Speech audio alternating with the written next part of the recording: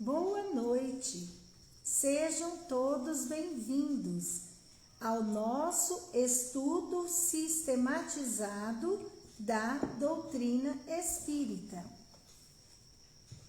Pai nosso que estais nos céus, na luz dos sóis infinitos, Pai de todos os aflitos neste mundo de escarcéus, santificado, Senhor, seja o teu nome sublime, que em todo o universo exprime concórdia, ternura e amor. Venha ao nosso coração o teu reino de bondade, de paz, de claridade na estrada da redenção. Cumpra-se o teu mandamento, que não vacile nem erra, nos céus como em toda a terra, de luta e de sofrimento. Evita-nos todo mal, dá-nos o pão no caminho, feito na luz, no carinho do pão espiritual. Perdoa-nos, ó meu Senhor, os débitos tenebrosos, de passados escabrosos de iniquidade e de dor.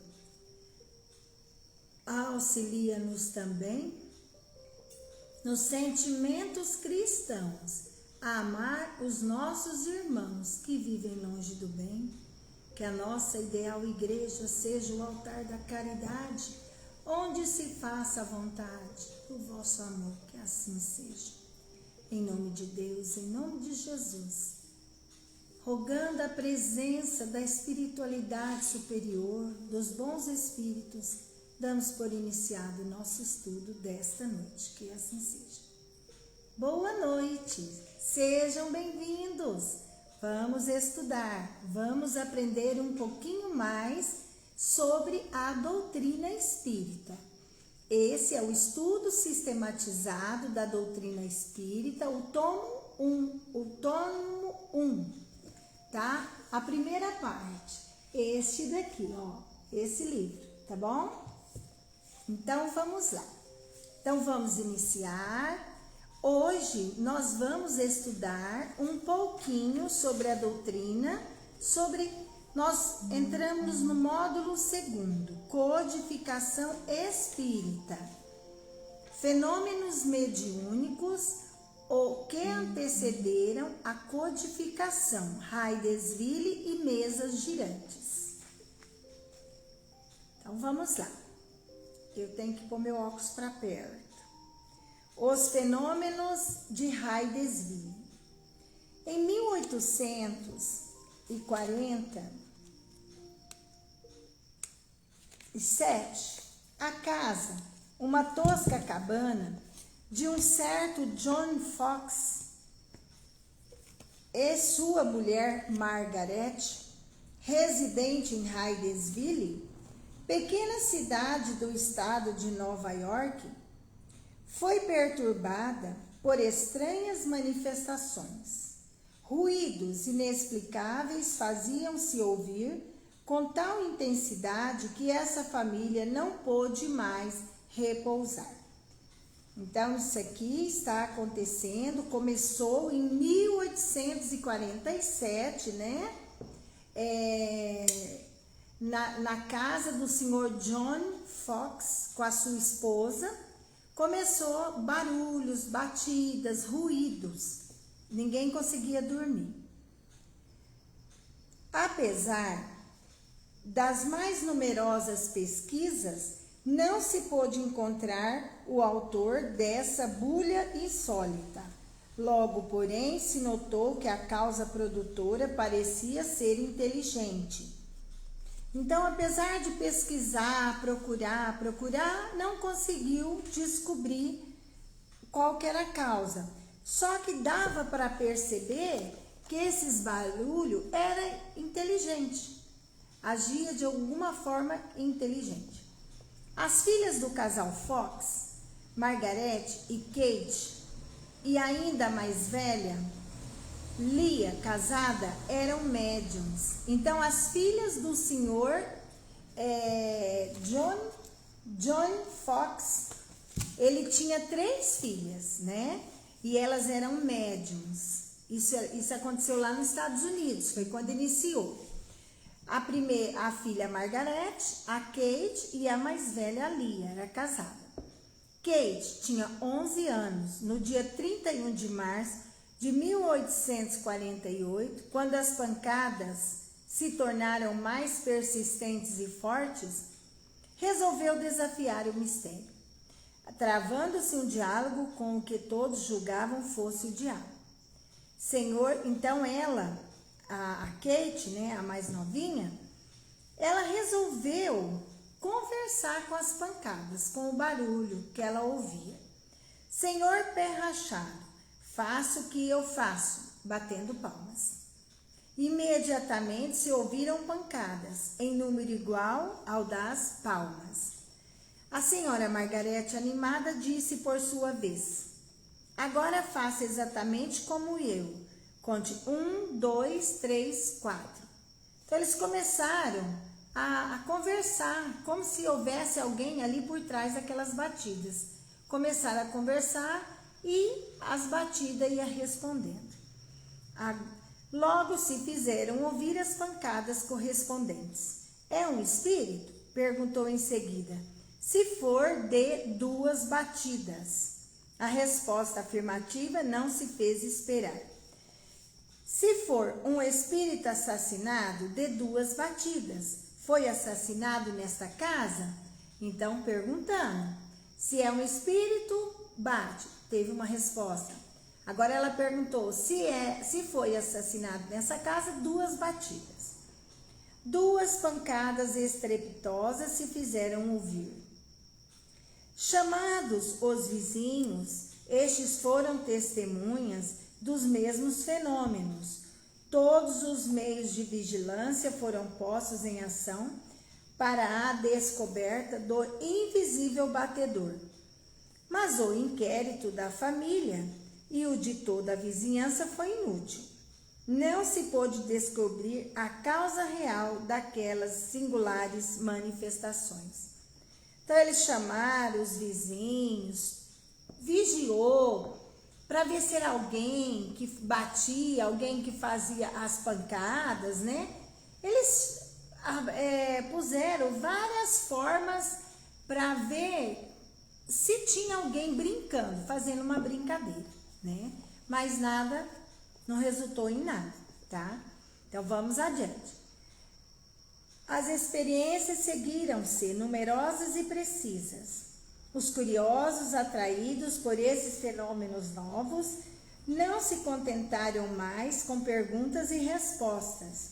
Um deles, chamado Isaac Post, teve a ideia de nomear em voz alta as letras do alfabeto, pedindo ao espírito para bater uma pancada quando a letra entrasse na composição das palavras que quisesse fazer compreender. Desde esse dia ficou descoberta a telegrafia espiritual. Esse processo é o que vemos aplicado nas mesas girantes. Então eles continuavam, né, perguntando, e outras pessoas iam lá para ver. Até que um dia esse moço, Isaac Post, teve a ideia, fazer o alfabeto e respondia, né, em direção às letras, até formar as palavras. E assim começou a telegrafia, né, espiritual. Foi através desse fenômeno, o uso do alfabeto na telegrafia espiritual, que os espíritos enviaram mensagens reveladoras dos desígnios superiores, como esta a seguir. Caros amigos, deveis proclamar ao mundo estas verdades e a aurora de uma nova era, e não deveis tentar ocultá-la por mais tempo. Quando houverdes cumprido o vosso dever, Deus vos protegerá, e os bons espíritos velarão por vós. Então, veio essa mensagem, olha essa mensagem, que era chegado o tempo, que estava na hora, que não poderia mais esconder, né? E que Deus não precisava ter medo, porque Deus protegeria. Os Fox, vítimas de intolerância e do fanatismo dos conservadores da fé, resolveram então oferecer-se para mostrar publicamente os fenômenos à população reunida no Corinthian Hall, o maior salão da cidade de Rochester. Essas apresentações, após passarem pelo exame rigoroso de 3 comissões, foram declaradas verdadeiras. E como era de se esperar, grande foi o tumulto, com o quase linchamento das jovens Fox. Olha só que perigo, né? Mas a perseguição traz como consequência o aumento do número de adeptos para as ideias que combate.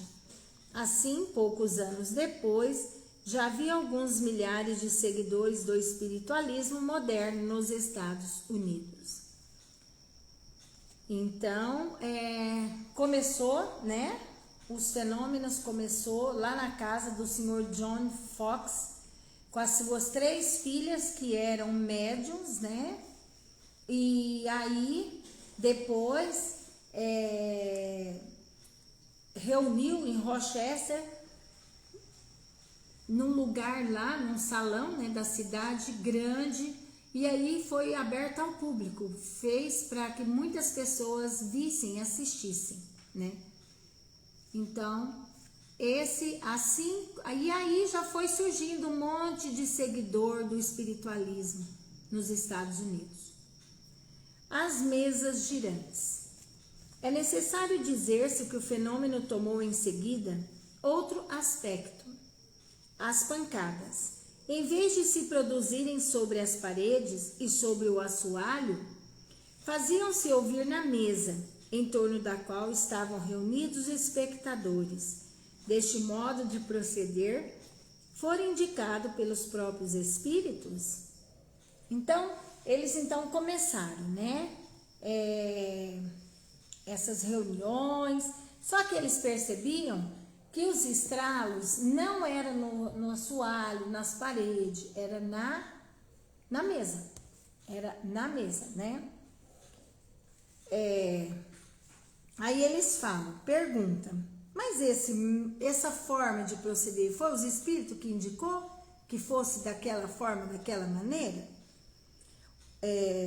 O primeiro fato observado foi o da movimentação de objetos diversos. Designaram-no vulgarmente pelo nome de mesas girantes ou dança das mesas. Este fenômeno, que parece ter sido notado primeiramente na América, se produziu rodeado de circunstâncias estranhas, tais como ruídos insólitos, pancadas sem nenhuma causa ostensiva. Em seguida, propagou-se rapidamente pela Europa e pelas outras partes do mundo. Então, começou ali, né, nos Estados Unidos, depois foi espalhando por outras partes do mundo e generalizou por todos os lugares. As primeiras manifestações inteligentes se produziram por meio de mesas que se levantavam e com um dos pés davam certo número de pancadas, respondendo desse modo uns sim ou não, conforme fora convencionado, e uma pergunta feita. Mas até aí, nada de inconveniente havia para os céticos, porquanto bem podiam crer que tudo fosse obra do acaso. Obtiveram-se depois respostas mais desenvolvidas com o auxílio das letras do alfabeto. Primeiro iniciou com as perguntinhas, sim, não, uma batida para sim, 2 batidas para não. Depois eles montaram o alfabeto, escrevia as letras do alfabeto e a mesinha vinha e ia direcionando na frente das letras, e com isso eles iam fazendo as frases até conseguir uma mensagem, né? Obtiveram-se depois respostas mais desenvolvidas com o auxílio das letras do alfabeto, dando o móvel um número de pancadas, correspondente ao número de ordem de cada letra. Chegava-se a formar palavras e frases que respondiam de questões propostas. A precisão das respostas e a correlação que denotavam com as perguntas causaram espanto. O ser misterioso que assim respondia, interrogado sobre a sua natureza, declarou que era um espírito ou gênio. Declinou um nome e prestou diversas informações a seu respeito. Então, começou, né, com as batidinhas, sim ou não, depois o alfabeto, aí depois perguntou quem ele falou que ele era um espírito ou um gênio, né, poderia ser tratado porque ele era um espírito ou um gênio. E aí, aqui uma circunstância muito importante que se deve assinalar é que ninguém imaginou os espíritos como meios de explicar os fenômenos. Foi o próprio fenômeno que revelou a palavra. Então, o próprio espírito é que era o fenômeno, né?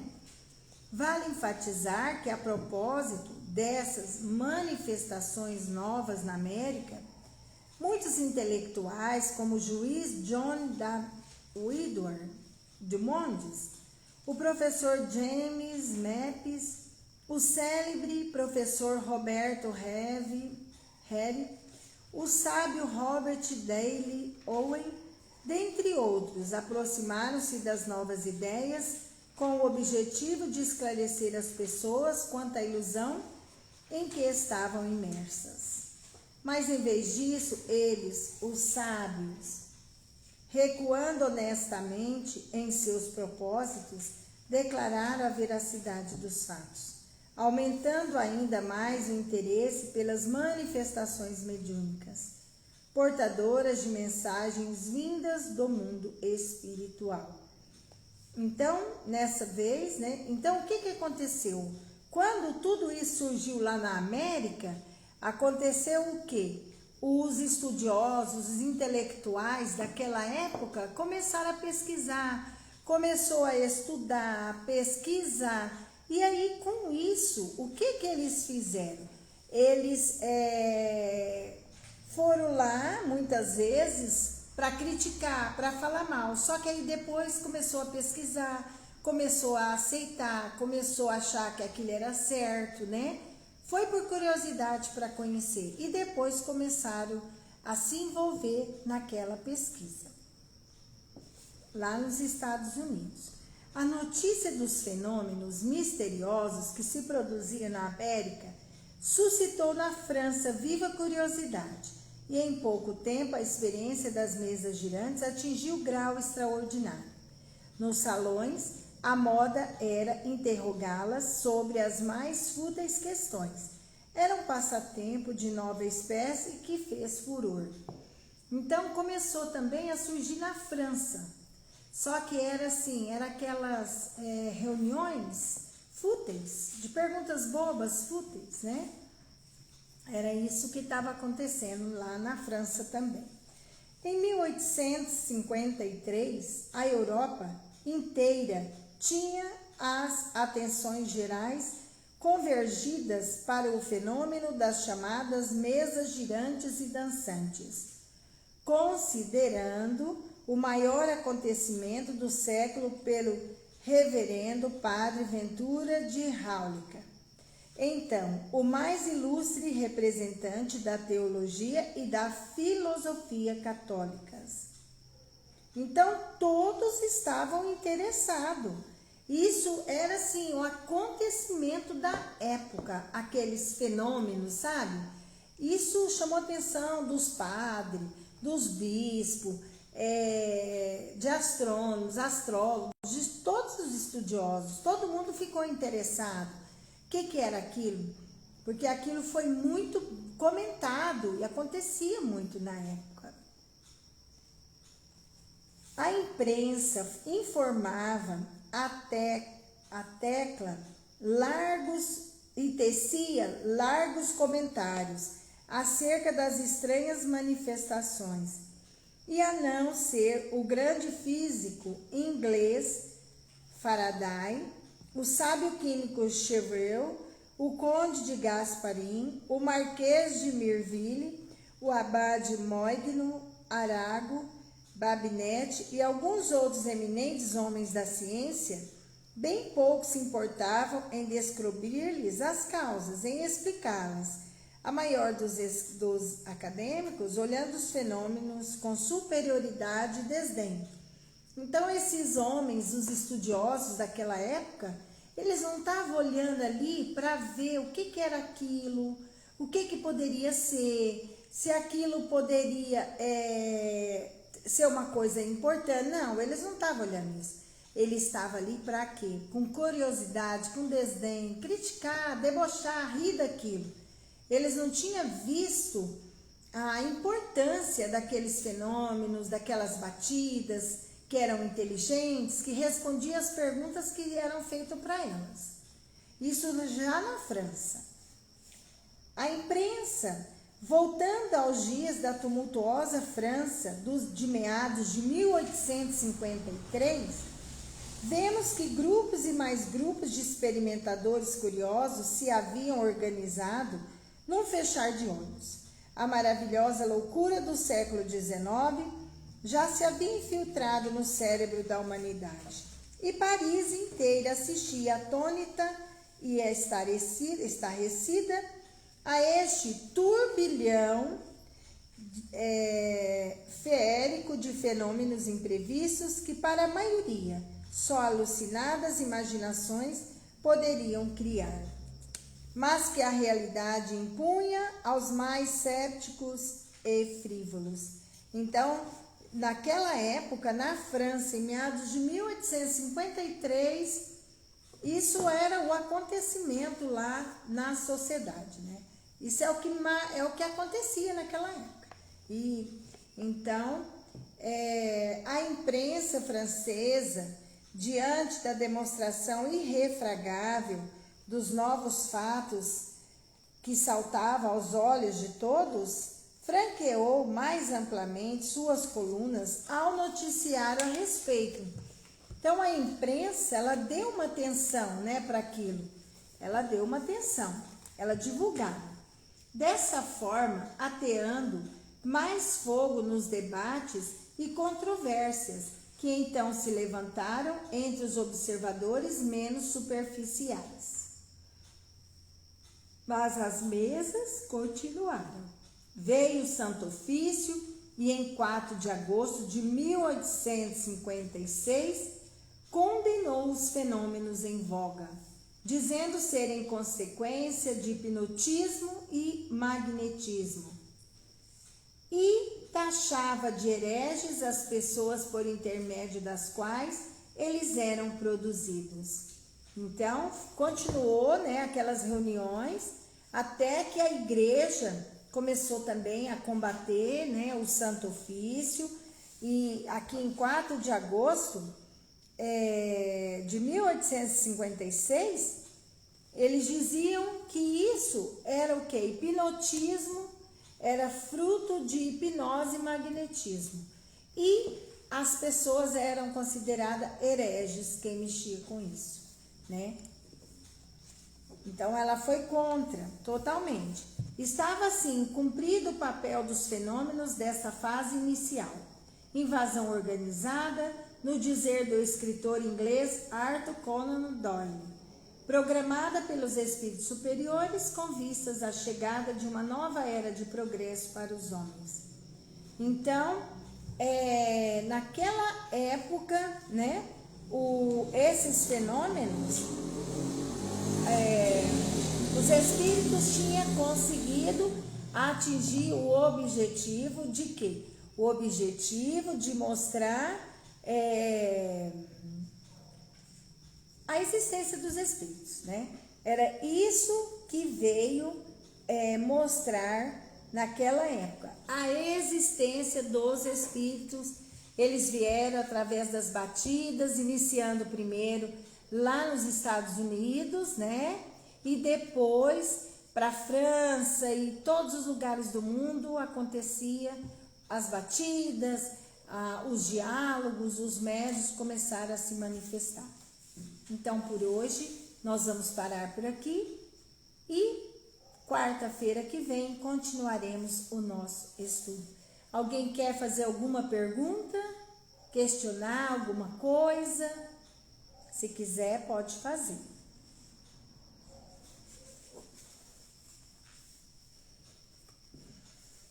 Então, vamos lá. Então, vamos terminar, vamos agradecer a Deus, agradecer a Jesus, agradecer a espiritualidade superior por todas as bênçãos recebidas nesse estudo de refletir mais uma vez sobre a doutrina espírita. Como que ela iniciou, quando que ela iniciou, né? Então, vamos lá. Pai nosso que estais no céu, santificado seja o teu nome. Venha a nós o teu reino, seja feita a tua vontade, assim na terra como nos céus. O pão nosso de cada dia, dai-nos hoje, Senhor. Perdoai as nossas dívidas, assim como nós perdoamos os nossos devedores. Não nos deixeis entregue às tentações. Livra-nos do mal, que assim seja. Em nome de Deus, de Jesus, agradecemos a presença de todos presentes e pedimos que Deus nos fortaleça, que nos dê coragem, calma, paciência, né, discernimento, para a gente continuar a nossa vida, a nossa luta cotidiana. E que não percamos a fé, que não percamos a coragem. Estamos aqui reencarnados com o objetivo de evoluir, de aprender, de estudar, de crescer. Fiquem com Deus, uma boa noite. Que assim seja.